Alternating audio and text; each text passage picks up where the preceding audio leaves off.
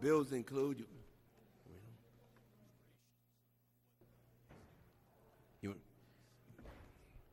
H. Con Res. 244, introduced by Representative Phil Gingrey of Georgia. This measure expresses support for the goals and ideals of the National Day of Recognition for Long-Term Care Physicians.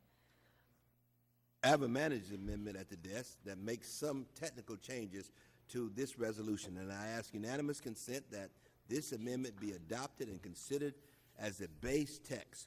Without objections, so ordered.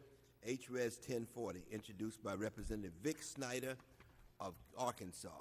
This bill honors the life and accomplishments of Donald Harrington for his contributions to the literature in the United States. H-Res 1174, introduced by Representative Lynn Woolsey of California. This measure supports the goal and ideals of National Women's History Month. H.R. 4840, introduced by Representative Patrick Tabiri of Ohio. This measure designates the facility of the United States Postal Service located at 1979 Cleveland Avenue in Columbus, Ohio, as the Clarence D. Lumpkin Post Office. These are all worthy measures, and I urge their adoption.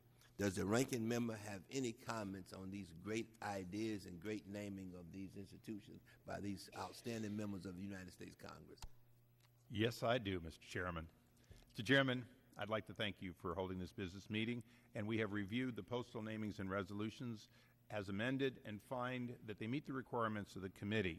I would like to put particular emphasis on a rather thoughtful one, H-Res 1040, authored by Vic Snyder.